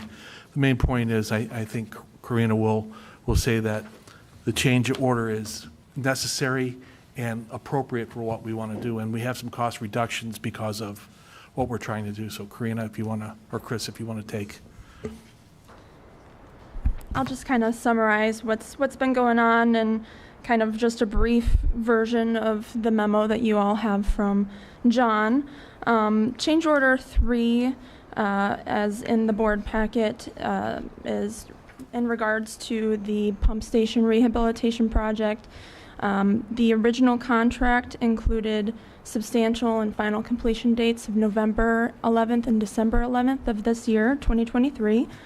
But because of significant equipment manufacturing delays that weren't made known during the bidding period, Independent Mechanical Industries, the awarded contractor, anticipated a project completion delay of more than 18 months. And that was an extensive amount of time, and so Strand and the village worked together and along with the contractor to develop alternatives that reduced the delays of by approximately 6 months, but that would require the use of substitute or alternate equipment than was in the original contract. And so that would bring our substantial and final completion date to approximately June 3rd, 2024 and July 24th, 2024. And change order 3 is being presented to the village board to reduce the project cost associated with using that substitute equipment. So change order 3 is for a reduction of about $99,300, which is not insignificant. And Strand has been in the review phase for this alternate equipment. We do recommend that change order 3 be approved because it's in the village's best interest to reduce the delays in getting this project completed to replace oversized equipment and not code compliant equipment within the pump station. Thank you. Yeah. The mayor asked me to continue on with this, so we've had extensive discussions with our public works team who will live with this, the equipment, and the equipment that's being proposed is completely acceptable to the village. It does exactly everything we need. It'll give greater efficiencies for pump operation. We will not have the water hammer, the hard turn on, turn off. We will be able to ramp up water production or water pressure going out of the reservoir into the system. So it really is what's best for the system itself. One thing to remember, the well house and pumps are quite old, and they were designed before we had Lake Michigan water, and they were also designed for a system that was much larger. If I've been told that the village had big plans for development, apparently the supermarket Tony's at one time looked to come into the village, and we turned them down. So we have a very small system, and so the pump station, it will be sized appropriately for the village. It will be more efficient in the terms of electrical usage and safety for the staff. I have one question. On your memo, John, you said this went out to bid, and the project came in much higher than the expected, about $700,000. Correct. So then we get to the final cost being 1.786. So am I missing something? We thought it was going to be about $1.1 million to start, and the I bids see. came in about $2 million, and we've been able to negotiate further cost reductions on that. Thank you. So you just said that the pump would meet the needs of the village. So my question is now, or will it also take into consideration any growth we might have in the future? Any growth that we have will be small. We are basically landlocked. So we, as a village, are covered by the Department of Natural Resources has a water allocation amount that we have, and we are below that amount. But the pump station will more than adequately meet what we're allowed to draw from Lake Michigan for water. So it will meet our needs well into the foreseeable future. So do we have a contract with a vendor now, or that is enforceable, or do we, or is this something that we're going to go back to the contractor and ask them to modify their contract? We've already done that, asked them to modify the contract, and they are giving us substantial equipment changes, and they have reduced the price. I've also negotiated just a penalty of $25,000 that's included in the cost reduction, not the $99,000. So if we vote for this, then does this mean then we're going forward with that contractor? We're going forward with the contract, yes. And if next month we decide that we don't want to go forward with this, what will the impact be? My belief, and I will leave this to the village attorney, I think we would be in a world of hurt, but I would leave that to the village attorney. Let's ask that. So, just rewinding, the board authorized the contract, so we have a contract currently with the vendor. But the vendor's not able to meet the terms of that contract because he's off by a full year and $700,000. And that's the purpose of this change order is, no, the contract was awarded for the contract price, for the bid amount. This change order modifies the equipment, modifies the schedule, and gives the village cost considerations in addition. So if the board were not to approve this change order, then we would still have a signed contract with that vendor with the original timeframes, which the vendor is saying that they cannot meet. And then what happens?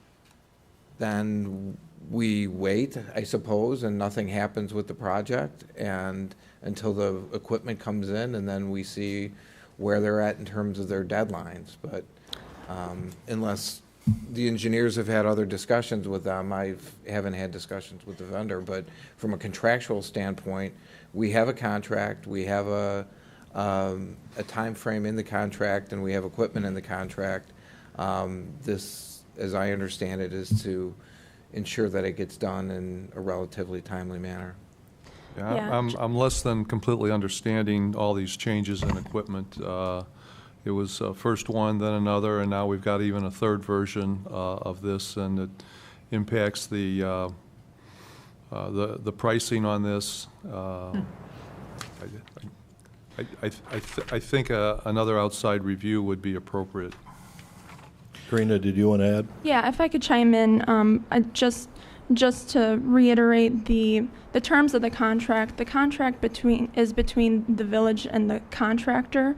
He's just basically the guy that installs everything, and he does place purchase orders for the equipment, but he cannot actually go out and just shorten equipment delivery deadlines because he's under pressure. You know, we can put pressure on the contractor to get more guys on site if that's the cause of the delay, or to have better communication if he's delaying because he can't get into the site because he locked out or something.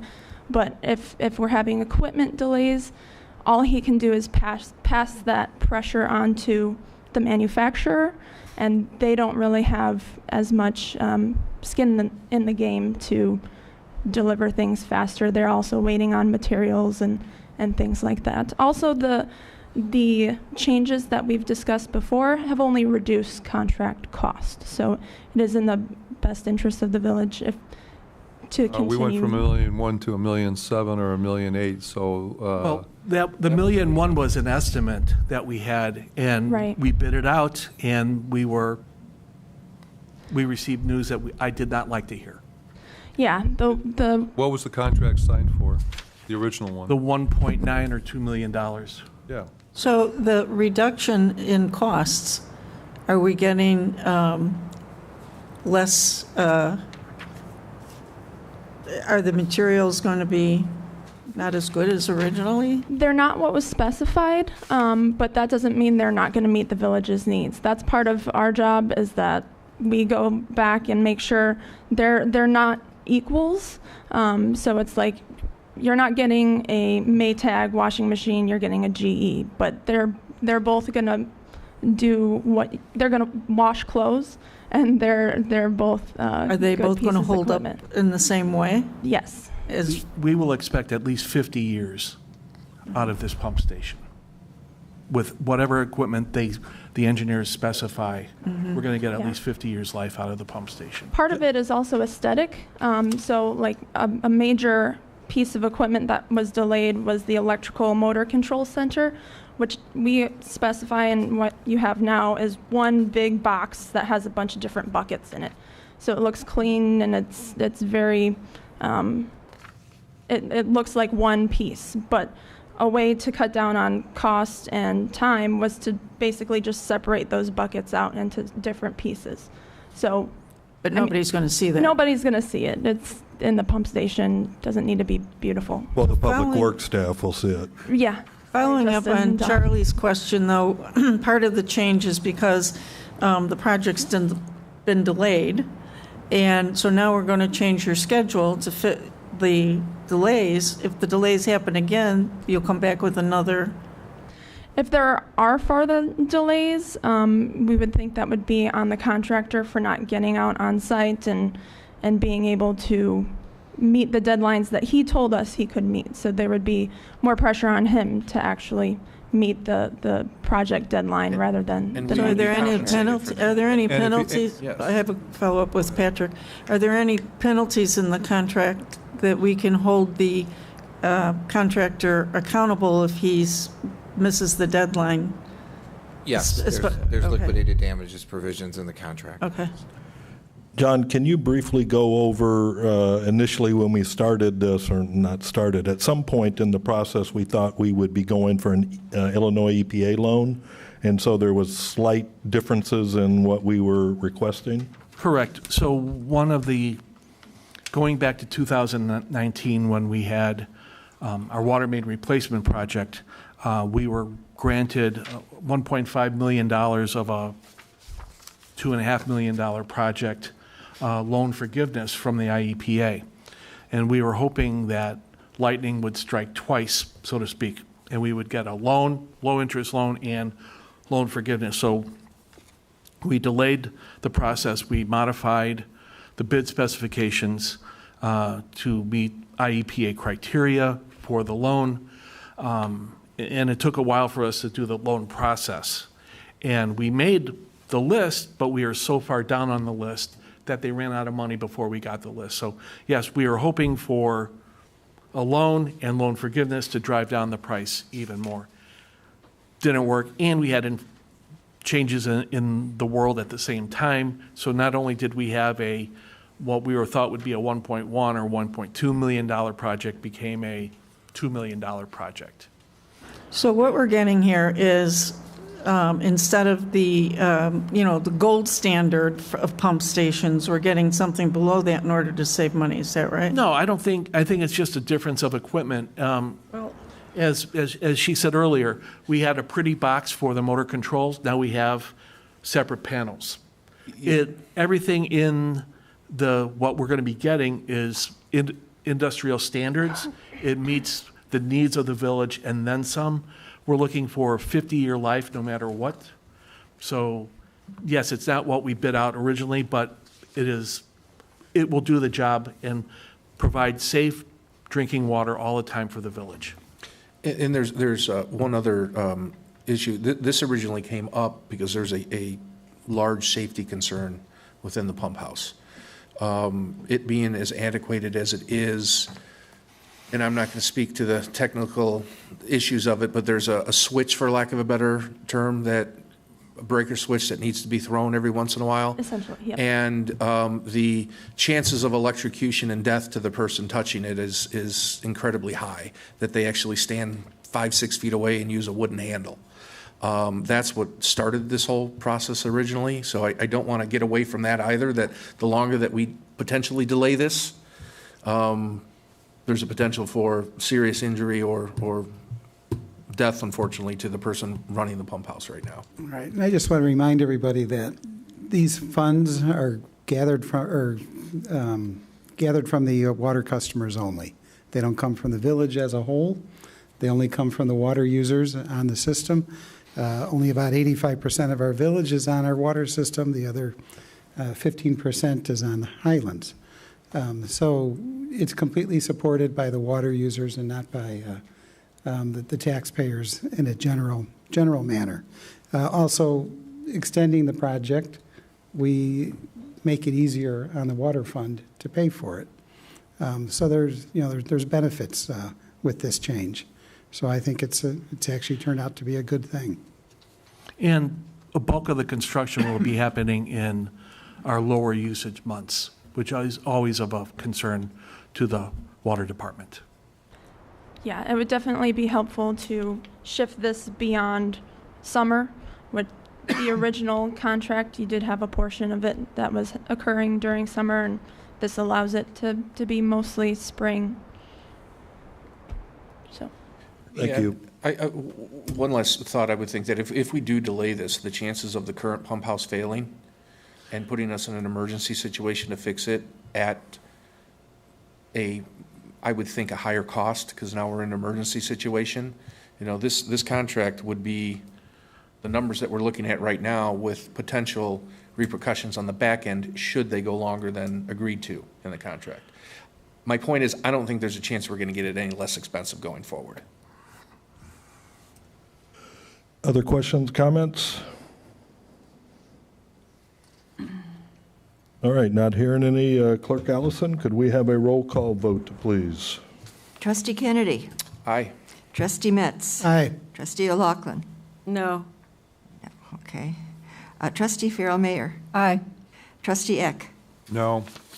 And Trustee Donnersberger. Present. I'm taking that as an abstain. Oh, abstain. Abstain? Yeah. Is that what you choose? Yeah. Okay, thank you. So that has been approved. Thank you all. Next item, fee schedule. Chris? Sure. I make a motion to approve ordinance 2023-16, establishing the fee schedule. I'll second that motion. Thank you, Chris and Brenda. Andy? Yeah, so we discussed some of the changes to the fee schedule in last month's budget presentation, but I'll just do a quick recap again.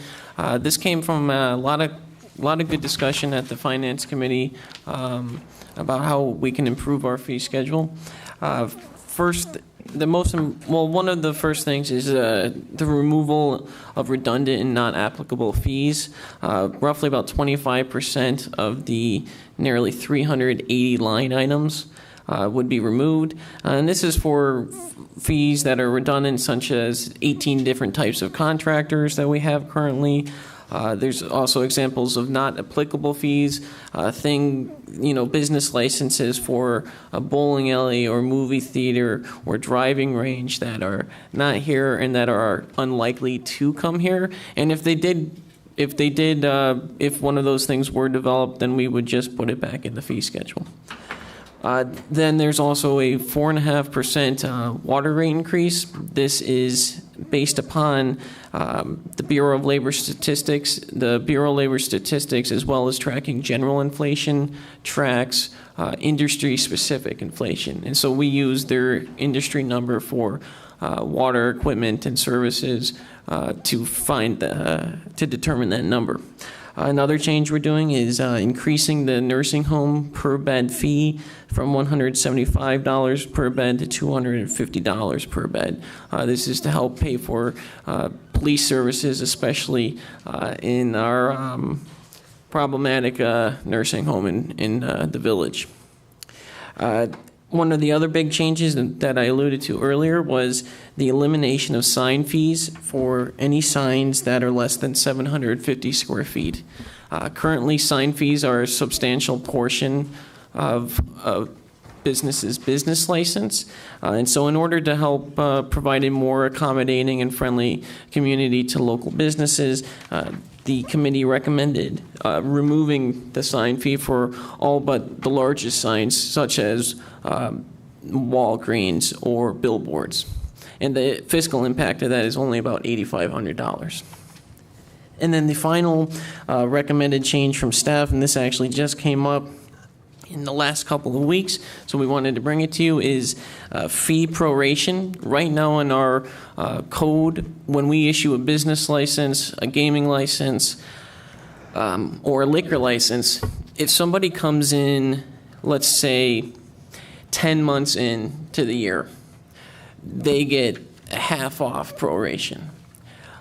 If they come in 2 weeks before the end of the year, they still only get a half off proration. Our recommendation is to do it proportional to the month, just to be more friendly to incoming businesses, to kind of match the theme of being more accommodating. So those are the Finance Committee and staff's recommendations on the fee schedule. I can take any questions if people have them. Any questions for Andy? Well thought out. Thank you. This is very much needed. Andy, I got a couple of questions. So the prorations you said is, I think, twice every 6 months, and staff is suggesting we do it 12 times so that we'd go from 2 to 12. Yes. Right? A couple others. You said the 4.5% water rate increase. That's for only part of the water bill, correct? It's for the fixed line or fixed connection, not the water rate? All parts of the water bill. All parts. All parts. Yeah. All right, and that based on cost of living. Do we have any other fees that are based on that? Sean asked that question about the sign fee, you know, will that go up? Do we have other fees that are adjusted every year? No. Thank you. Any other questions for Andy? Okay, last chance. Sorry. Clerk Allison, a roll call vote, please. Trustee Metz? Aye. Trustee O'Loughlin? Aye. Trustee Kennedy? Aye. Trustee Farrell Mayor? Aye. Trustee Eck? Aye. And Trustee Donnersberger? Aye. Thank you. That is Thank you, that has been approved. Moving along to the next item, which is village goals. John, we don't have a motion on this, right? We talk about it and then, Correct.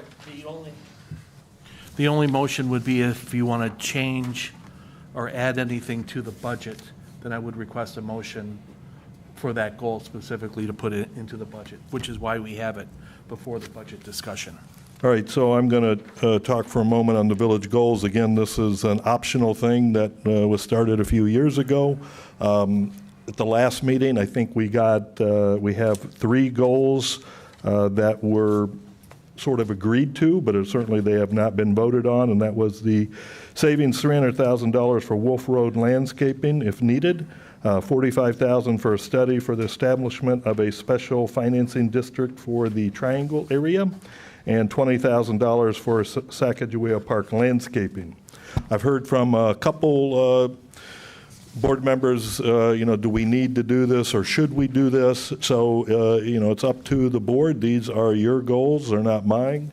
And then last thing, staff has the recommendations for what they would like to see, but of course, as I just said, these are village goals. So with that, turn it over to the board. I would just state, I think Trustee Metz brought this up. I mean, we've got a new mayor or village president coming in, 3 new trustees. I don't, at this point, I think that we should let the new board make their own decisions on their goals. So that's just my Do you mean on position. additional goals or the ones we already talked about? I also? think even the ones we've talked about, I think they should be free to set their own agenda. Yeah, I'm going to backtrack a little bit. I especially want to see the $300,000 for Wolf Road go ahead. And those are monies that this board came about because of this board's actions, and I would really want to see that go towards, at least that go towards Wolf Road, because that's a very important goal. I agree with you, Chris. In fact, I would encourage the new board to add to that. You want to weigh in on the other 2? Well, I agree with Rita that we should let the new board. So set their only own- the one? Yes. Okay. Yeah, I think I said it last time that every board will have an opportunity to have 4 shots at goals, right? Charlie and Eileen, Brenda was voted in after being here, but it's not like they're going to miss out on having an opportunity to have goals. So I understand what you're saying, but it's akin to presidential administration not being able to appoint a justice, right? It's everybody gets a shot at 4, so I don't see why we don't go ahead with what we already agreed on at the very least. And again, these are, when we started on the board, we didn't have these kinds of funds available. It's because of our actions that we do, and I think we should be able to enjoy deciding how they're used. And we're still going to be leaving the new board quite a bit of money to use at their discretion. Way different than when we started. Yeah, we didn't have money when we started to even think about this. That's true. So, Sean, what are you saying? Are you agreeing with Chris that we go with at least the 300 or all of them? Yeah, at the very least, at the 3 that we agreed on at the last meeting. And I'd like to do that just out of respect for those of you who are going off the board and all the hard work that you've done for the community over the many years you've been serving here. Thank you. Thank you. I would agree with Rita as well. So you would say none? Is that agreeing with Rita? I believe I'm so. just trying to do a score sheet to keep us moving. That would be correct. Okay.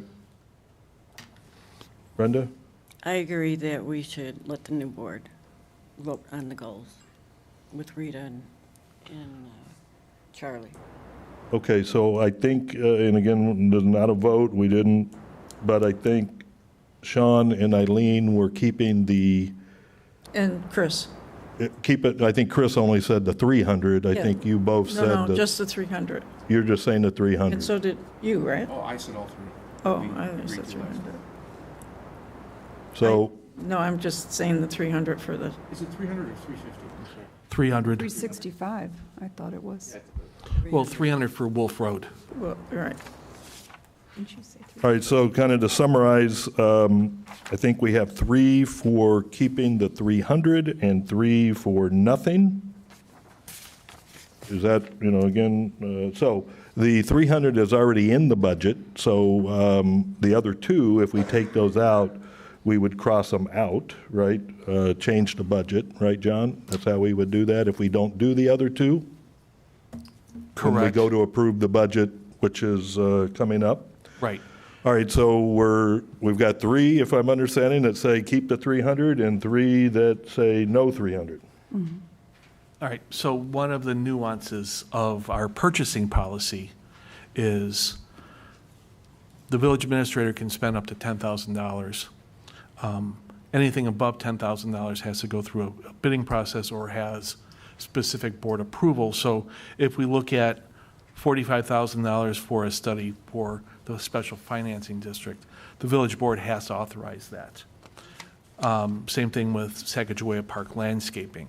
Or if we want to, we had put in $240,000 for all of Sacagawea Park equipment and sidewalk and replacement improvements, the board would have to authorize that. The new board would, or any board would have to authorize that. So you can set your goals, but I tell you that the new village board can take your wishes or not. Yeah, correct. Eileen, you brought up something, and just to check, you thought, I think you said more than 300. Oh, I mean, right from the beginning, I've been trying to get money for Wolf Road as they move forward in the reconstruction of it to make sure that it's appropriately landscaped. And, So I'm not saying put it in now, but I will encourage the new board to keep putting money in. well, this is a unique circumstance. Normally, we've had $100,000, $200,000. This may be a time to allocate more, but anyway, so we've got a 3-3 as I understand it. You going to break the tie, Tom? I don't know if we're at that point, but if we are, I would break the tie. Are we? Can I just encourage the 3 who are voting or really feel strongly about just letting the new board in? And I don't disagree with that. I feel very strongly about that, too. But I think for 2 reasons, I would like to at least go ahead with the $300,000 for Wolf Road. One is that it's important to me personally, that's been an issue for me, but also just out of respect for the people who are leaving the board who want to do this, who've worked so hard for us. What's 300,000 in the scheme of things? Well, and of course, as we set this up, we had a roughly $1 million goal, and this is not saying we're going to spend the money, it's there if we need it, all right? Right, it's just there, we're not spending it right now. All right, so any changes in anybody's thinking?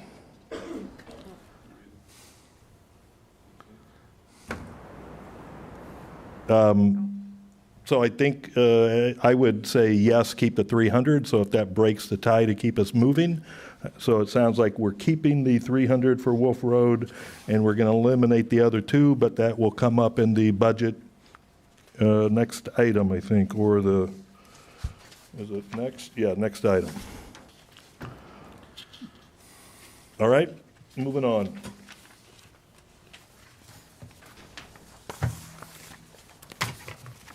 Okay, can I make a motion to approve ordinance? Are you ready for that, Tom? Yes, please. Ordinance 2023-17, an ordinance establishing the 2023-2024 budget and capital plan. I'll second it. Chris and Brenda, thank you. And Chris and Brenda, would you mind modifying your motion to remove the two that we did not do, the $45,000 for the special business area and the $20,000 for Sacagawea Park? Would you amend that motion to cover those two? Yes. And Brenda, are you okay with that? Yes. Everybody good? That's what the motion is? Okay, John? Thank you, Pat. I'm just writing notes down. Thank you. You have before you the budget for the new fiscal year starting May 1st, and it runs until April 30th of 2024. This is our spending plan for the year. Now, almost a big chunk of the budget is automatic, goes to pay people, road maintenance, basic road maintenance, basic water services, things of that nature. The bigger ticket items, such as the Wolf Road set aside, or the water main replacement program, or the road program that we have coming up. So we're in the process of bidding out our annual road program. That will be voted on at a later date by the new board, but those projects are already in the works, so to speak. So our village engineer is doing the plans for Arrowhead Trail, 65th Place, and 70th Place in the parking lot at Public Works. So those plans are already moving forward. The village board will receive bids and ultimately approve those bids at a later date. But this basically is our spending plan for the new year. It is a balanced budget. Actually, we have a little bit more cash than what we want to spend, which is really what you want. You always want to have a buffer just in case if things happen. As an aside, we do have a cash flow prediction, so we'll always be able to have cash on hand to pay the bills and run the village on a day-to-day basis. But we're starting to see better interest rates. And Trustee Eck and some others really are paying attention to what we're making in interest. So before, interest was an afterthought. Now we're actually budgeting, I think, $55,000 in revenue for interest for the year. And that will probably be low, but we tend to go a little bit low on revenues and a little bit high on expenses. So When available, I want to come back and talk about that. okay. So anyway, you have a balanced budget. We've gone over this many times. If you have any questions of me, I'm more than happy to answer them. I live this. Helly and I look at this every day, so we just get used to it, and we might just skim over something that you might want to know about. So if you have any questions, please ask. Okay, I'll ask at this point. You've updated the budget for those items that you included in your April 10th memo? Correct. Okay, and so that included the $55,000 for interest income? Yes. You also provided an email, also dated April 10th, in which you indicated that you've got about $1 million in Treasury bills currently being invested, Right. and have indicated that you've got about $1 million or $1.5 million set aside for liquidity purposes to meet bank charges.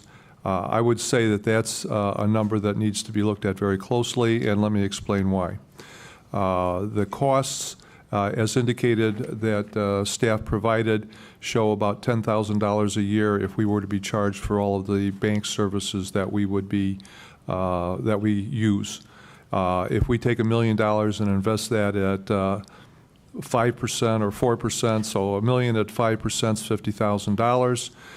That would more than pay the $10,000 in bank fees. That would be a $40,000 plus item to do that. In addition, it was indicated that we wanted to keep some money liquid to cover expenses as they become due. As it turns out, if you invest in a CD, you've got a prepayment penalty, and that becomes more difficult to get cash. If you invest in Treasury bills, it takes about 2 days to sell some of those T-bills and get liquidity for that, and there's no prepayment penalty for that. So I would suggest that we need to take a much closer look at our Treasury aspect of managing that $2 to $3 million, because that could easily add another $80,000 to $90,000 in revenue. In addition, to the 55,000. Now, I realize, Trustee Donnersberg, it's not that 300,000, give or take, but it's certainly worth taking a closer look at. And I believe that in our relationship with Wintrust, that we could manage it in that fashion. I agree with you absolutely. In fact, this afternoon, I sent out an email late to both you and Helia. Helia is moving another $800,000 soon to T-bills. So Helia really is, Helia and I are. How about another $1.2 million on top of that? No. We'll let's talk. wait. Yeah. We'll have to look at it, but Helia, I trust implicitly. And when she says, John, this is a good game plan to maximize our revenues, we can also put money in money markets. The rules have changed with regards to money market withdrawals. Right now, money markets are paying close to what T-bills are paying. But that being said, we are taking a harder look at maximizing our interest earnings. So, John and/or Helia, what is the actual vehicle that you're going into? Are you physically buying T-bills? Are you buying a mutual fund, an ETF? Physical T-bills. Physical T-bills, and then some of the accounts are held in money markets. What is the duration on those T-bills? What's the duration? Are you buying brand new ones with 30 years? Nobody's going to hear. You might want to Yeah, repeat what Helia, Helia's saying. if you don't mind coming A up. T-bill But I is also a wanna make a maximum term of comment. 1 year. Hang on, Helia is going to come up and answer I Sean's. want to make a comment first. Does any of, I agree we should be investing the money for maximum return that in a safe way, but does that have anything to do with adopting the budget right now? One of the budget items is investment income. Which is 55,000, which we definitely know that we will surpass that number, which is the goal. So the T-bills that you're buying, the duration on them is how long? 6 months. 6 months? Yes. Okay. I would want to stay on the short end. T-bills are not the safe, I mean, we had a bank fail a couple months ago because they had 60% of their cash in long-term T-bills, and they got crushed when interest rates went up. So I just want to. They had their interest in notes and bonds, not T-bills. No, they were T-bills. 60% were in T-bills. And they all, The maximum turn on T-bills is 12 months. Has Finance Committee discussed this? I don't remember. I know we've talked about interest and improving interest. yeah, I will, the maximum turn in a T-bill is not 6 months. You can get a 12 months. 12 months. You can get a longer duration T-bill. And that's when interest rates go up or bond prices go down, and that's what happened at that institution. So I'm glad that you're on the short end, but I would not want us or the future board to just look at T-bills as where we need to get our money to maximize return, because there is downside. Every investment has a downside, even money market. 2009 money market was locked when the financial crisis happened. People could not, they had no liquidity at that time. So I'm just warning you that there are some risks, and please be careful going forward. Thanks, Helia. Thank you. And I believe at Finance Committee meetings, we've talked about this over the years, that we do not want to be in a position to lose money as a Correct. village, that we would rather be conservative with our earnings rather than have the risk of losing money. The hallmark of our investment policy is security, liquidity, and yield, in that order. All right, so any other questions about the budget? I do have a question as far as the motor fuel tax fund. It was $1,000, and we're moving it up to $20,000? I didn't see that last. Okay, at our last finance that's a meeting. line item for engineering, which is allowed under motor fuel tax use. We're looking to use that money to do further research and develop. We need to redo our long-term road program periodically and have the engineers do a full study, and this is that study, so it's time again to do that study. We have adequate money in our motor fuel tax account, so that's I moved it there. That, with some other changes, was a net of zero to the budget. Okay, we didn't talk about it last. I understand. And it was just some last-minute adjustments, so thank you. Other questions, comments? Okay. Just great work for everybody on the budget again. Thank you. Yes, good point. Thank you, John Helia, Finance Committee, and everybody who's worked on it. Thank you, Helia. Yeah. Thank you, Charlie, for your good suggestions. Okay, roll call vote, please. Trustee Metz. Aye. Trustee O'Loughlin. Aye. Trustee Donnersberger. Aye. Trustee Eck. Aye. Trustee Farrell Mayor. Aye. And Trustee Kennedy. Aye. The budget is passed. Thank you. That has been approved. I know you just said that, but I have a little louder voice. We are on to the report section. I'm going to start with Eileen. Well, the spring fling is only weeks away, so I'm asking everybody here, both around the table and in the audience, to help get the word out. That's what we're focusing on now. But to back up a little bit, we have 16 vendors. Probably could have gotten more. So next year, hopefully, it'll be bigger and better.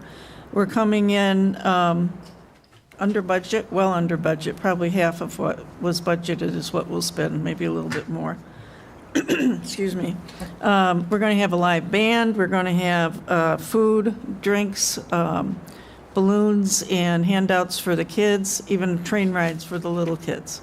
So we're really excited about the day, and we're hoping everybody here will be there. We're hoping this will bring a lot of attention, much needed attention. There'll be a little libation as well. We passed that, I believe. And lots of food. There's flyers over there for people to pick up.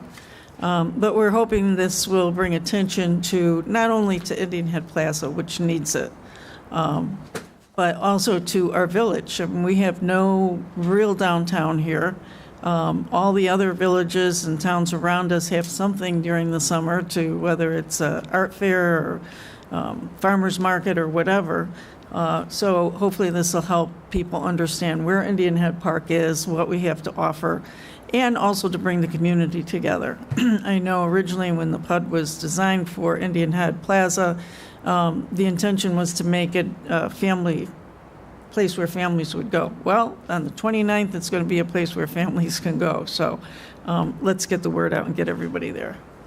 Eileen, thank you very much for all your work. Sean, too, Economic Development Committee did a lot. I know Kate and Jim and others did a lot of work. And yourself, So yeah. thank you to everybody. I didn't do hardly anything, but thank you. The committee really worked hard. I appreciate it. Sean? Just to piggyback on that, I want to thank Justin and Don tremendously for fixing the dome property so we can have the spring fling. We had, unfortunately, a month or so ago, a semi come through there and get stuck and put gigantic ruts. And it was going to be very difficult for people to gather in that area. So thank you guys for doing that. And to add on that, I know the guys and staff will be working that weekend for the spring fling. So thank you. Chris? Nothing tonight. Thank you. Thank you. Brenda? Yes, we had the Easter egg hunt with the Easter Bunny and the pony rides along with the petting zoo, and it was phenomenal. We had a huge turnout. It was a beautiful day, and that's over 5,000 eggs were distributed, and they were gone, I would say, within less than a minute. I have a video. Yeah, I didn't check the video time, and this is our most popular event so far. We'll see Spring Fling, but we have a lot of kids. I mean, there was a line for the pony rides in the petting zoo, and that's why it was a beautiful day. Great weather. I hope we can, you're holding us to a high standard here, Brenda. I hope we can meet it. Okay. And the other thing is we have the garden, we had the garden, community garden meeting, and all the, I'm going to call them the garden plots were sold out. And that, once again, we added an additional 5, and that's so they are out there getting their gardens ready, and that's very exciting. So if it continues to grow, we might add another additional 5 next year. But Justin told me that he will not put them together. There's too many nuts and bolts. Yeah, but that's all I have. Thank you, Brenda. Rita? No report. Thank you. Charlie? No report. Village Clerk? No report. Thank you. Treasurer's not here. Village Attorney? No report. There will be a closed session request later in the meeting. Thank you. Village Administrator? Just a couple comments really quick. The budget you just passed is my 36th budget in my career, starting 36, yeah. So May 1st of 1989 is when I started as a village administrator. All of my budgets have been balanced, which is great. It's been fabulous, but and there's going to be hubbub, at the next meeting with the board changeover and everything. But I wanted to let the existing board know and the residents know that in my career, I have never had a finer staff than I have now.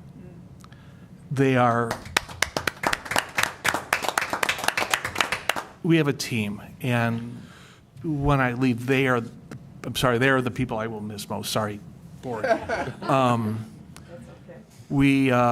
We play well together in the sandbox, and we respect each other.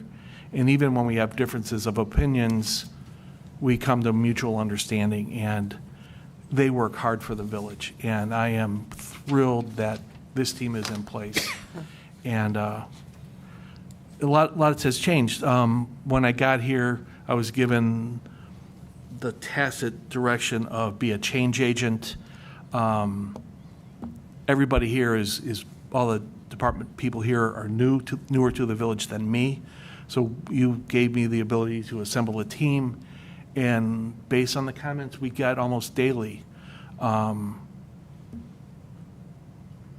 the staff is well loved by the community, to the point where I worry about our cops getting overweight from all the food our residents bring us, cookies for Public Works, and staff in general. So thank you. That's my report. John, a kind of question off the cuff. I don't remember the last complaint or issue we've had with a staff. I know when I got here, they were not regular, but it was happening. We just don't tell you. Okay, very good, fair enough. Assistant Village Administrator Andy. Yes, so two quick updates related to the waste hauling agreement. Tomorrow is our Amnesty Day / Spring Cleanup Day.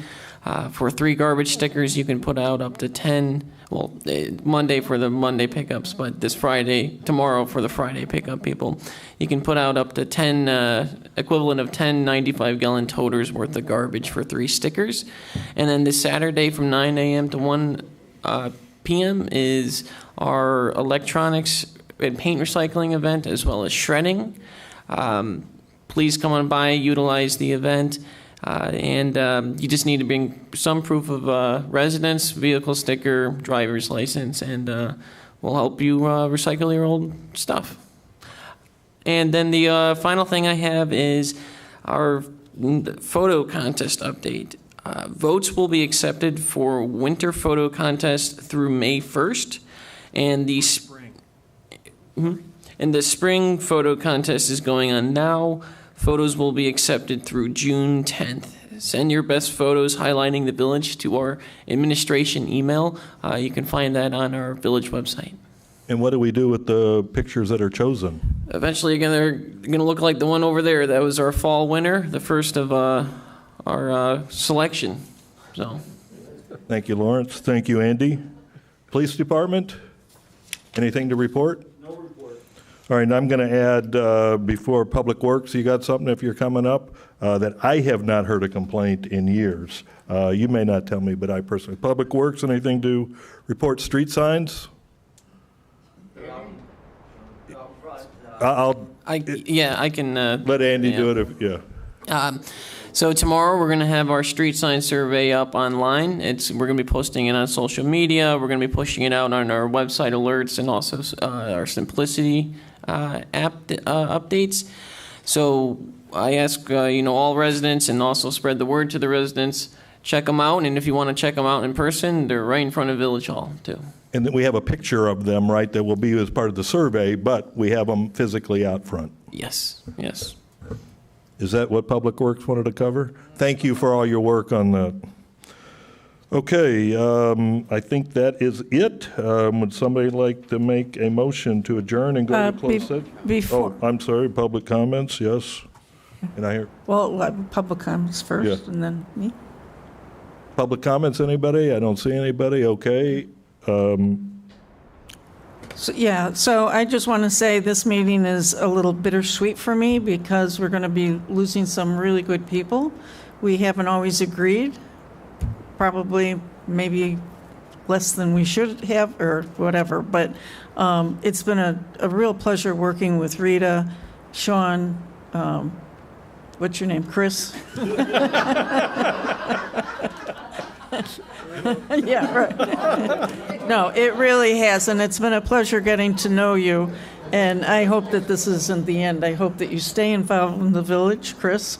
We talked about that, and I hope we see your face out there at future meetings, because it will, I think, make us all feel better. Thank you, but thank you so much for your service, really. You're welcome. Thank you, Eileen. Thank you. All right, I forgot to compliment you on coming in at half budget on the spring fling. Good job. All right, let's keep rolling on to the agenda. Would somebody like to make a motion to adjourn to closed session for the following reasons: personnel per 5 ILCS 120/2C1 and collective bargaining per 5 ILCS 120/2C2, and review of closed session minutes 5 ILCS 122-C21. And just for the record, that's to adjourn the regular meeting to go into closed session with no intention to return to do any business. So the regular meeting will be adjourned as part of that motion. Thank you, Pat. I'll make such a motion. Thank you, Sean. In a second. I'll second. Thank you very much. Could we have thank you, Sean and Rita. Could we have a roll call, please? Clerk Allison. Trustee Kennedy. Aye. Trustee Farrell Mayer. Aye. Trustee Eck. Aye. Trustee Donnersberger. Aye. Trustee Metz. Aye. And Trustee McLaughlin. O'Loughlin. That has been approved. We are done at 9:11, and we will take a minute break. Let David wrap up.